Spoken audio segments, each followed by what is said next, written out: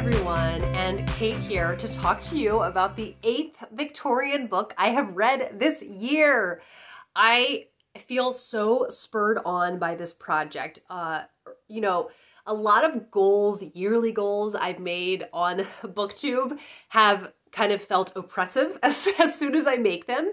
But last year, my goal to only buy 12 books in a year, and then I increased it to 20 this year, was such a fun thing. It just made, it was really, really fun. So I'm really happy to have stumbled on a second goal that has not felt like too much. And I think it's that I am so passionate about Victorian literature, and it was a slow start. You know, Victorian literature, it is like reading a different dialect. And it took me a while to really fall in love with it. But once I did, it has been such a delight. And I really love doing this project also because I think my favorite month for putting out content is October. In the past several Victobers, I've put up, I'm pretty sure, a Victober video every day. Maybe not quite every day, but I really go all out. And this project is especially fun because before I would put a lot of pressure on Victober reading. I still put a lot of pressure on Victober reading to be wonderful. But one reason in years past was because that was mainly the only time I was reading Victorian literature in the year. And so I love having this steadily reading it throughout the year. It's like a little junior version of Victober each month. And I also then can have video inspiration steadily throughout the year. And once the summer hits, that's when I start working on Victober videos. So yes, lovely to continue to update you on this. If you are new to this goal, I'm trying to read 25 Victorian books this year. I do slip up and say novel, but it's open to books in general. And this was the 8th book, and it was such a delight. Excuse me. For any of you out there with seasonal allergies, they are just really wreaking havoc this year. So all the flowers are out in bloom now and it looks beautiful, but my sinuses are not happy. So anyhow, back to the review. So this is the Perpetual Curate by Margaret Oliphant. And this is, I'm pretty sure it's the 6th in the Carlingford Chronicles. So the Carlingford Chronicles are all loosely linked. It's a bit like the Barsetshire series in that there are characters that are mentioned. Some of them are mentioned in multiple books, but generally each book is going to focus on a different set of characters as its main feature. And this one is all about the young curate, the Perpetual Curate. So they were a bit... we don't really, in Protestant churches, have a parallel. I'm like a little bit like an intern, but they're not. But interns, it's very much they're there for a set amount of time and then they're going to go. They're just kind of, the curate is lowest on the totem pole, so their pay is very little. So they were pretty much considered, or by many, considered ineligible for marriage because their income was so low. And I do think it's not necessarily snobbery. It would be genuinely hard to support a family on the income that a curate makes. But Frank Wentworth, for a second, I forgot his name. And then as soon as I set down the book to look at it, it came back to me. Frank Wentworth is the young curate. And he, to me, was a really interesting character to spend the book with because he has a really interesting dynamic within his family. His father is a squire, and so he's chosen this kind of unconventional path, which it was still kind of a gentleman's profession. You could be part of the clergy, but to be a curate, it's, you know, a little bit less social cachet. And then within this, also he has an older brother who is a Anglican priest, a lay priest, and he has a certain personal crisis that I feel like it's a bit too much of a spoiler, but there's a lot of drama surrounding his older brother, Gerald.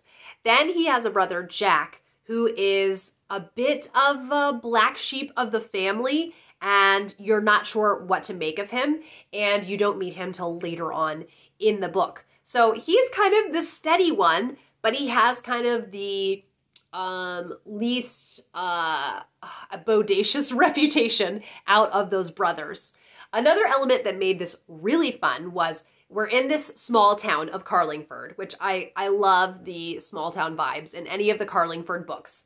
And he has 3 aunts who very much, for those of you Woodhouse fans, they are nephew crushers. So they have these very intense personalities, and they're very concerned about where Frank Wentworth's life is going. They have in mind an eligible young woman they think that he should marry, and Frank has another candidate in mind. So part of this is a love story involving Frank and a young lady in the community. Very early on into the story, though, Frank's reputation is very much put at risk because of just idle gossip that's happening in the town. A couple people see him in a certain set of circumstances and make ginormous assumptions. And then when certain events take place, I feel like I'm just being so vague, but I just don't want to give too much away so that it would spoil your enjoyment. But when certain events, suspicious events take place in the town, then everyone is accusing Frank of being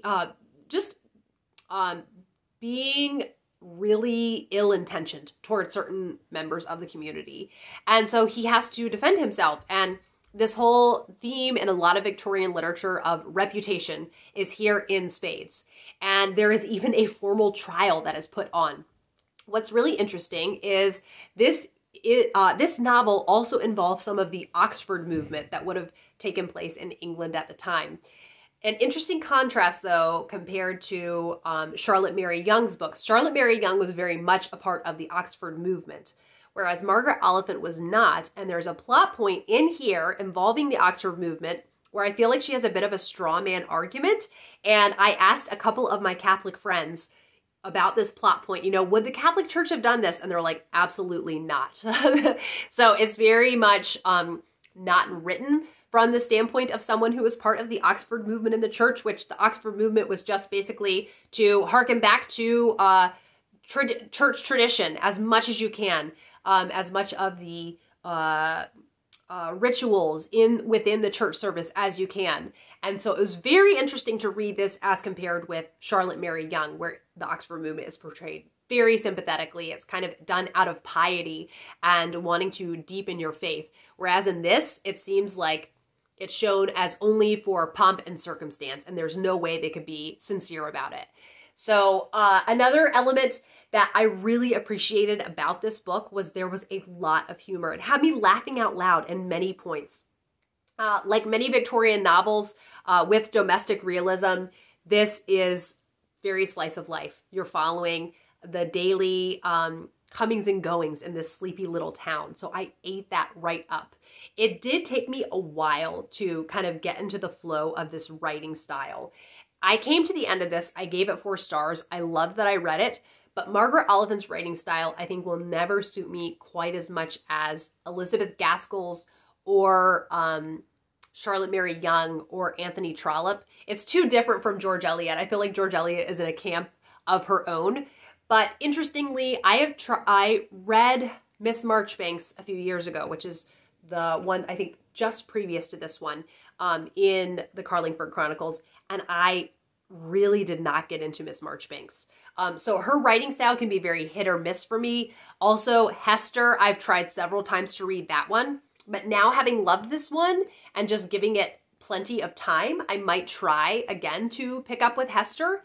I'm not sure, but just reading Charlotte Mary Young this year and now reading Can You Forgive Her by Anthony Trollope, I'm just eating up these domestic, parochial Victorian novels. That pacing, which it is kind of crazy, if I'm saying that I want to read 25 this year to then pick up this one, which was, although it looks thicker than it is, but it was still over 500 pages, which for a Victorian novel is not that lengthy. I should be reading shorter ones, but I just really wanted to read this. I love the pacing of this. So I do have a couple shorter Charlotte Mary Young that I asked my friend Stephanie after I saw her haul them if I could buddy read those with her. So those will be kind of some shorter ones to get through. But I am to number 8, and we're here. It's the very beginning of April. I finished this on April 1st or April 2nd. And I think we're doing good for tracking with the goal. And I really, really enjoyed this. So I would love to know from those of you that have read The Perpetual Curate what you thought of it. And yes, if you have plans to try Margaret Oliphant. And if you've had some of her books you really enjoyed, some not as much. I know that The Doctor's Family and Salem Chapel, which are the first two in the Carlingford Chronicles, I very much enjoyed those. So I do want to read the rest of the Carlingford Chronicles. So I will be curious. Maybe Phoebe Jr., maybe I think this is the 5th out of 6, so maybe I'll go ahead and read the 6th one and then hop back. I'm not sure.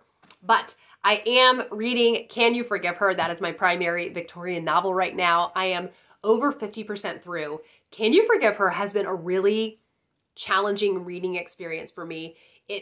I was very confused about a lot of the plot points in the beginning, so I was doubling back with my ebook to double check I had kind of understood everything in the chapter that I had just listened to on audio. And once I would get through with the ebook chapter, I'm like, no, this is just really confusing at the beginning. But once I hit around 30%, I really hit my stride, and now it's feeling worth all of the work. And that is why I strive and read classics.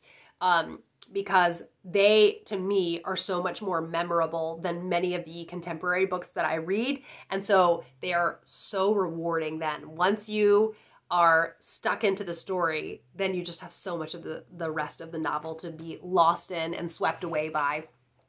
So yes, Can You Forgive Her will be my next one. I hope that you enjoyed hearing about The Perpetual Curate. Thank you for joining me on this journey through 25 Victorian books this year, and I will be back with another video soon. Bye!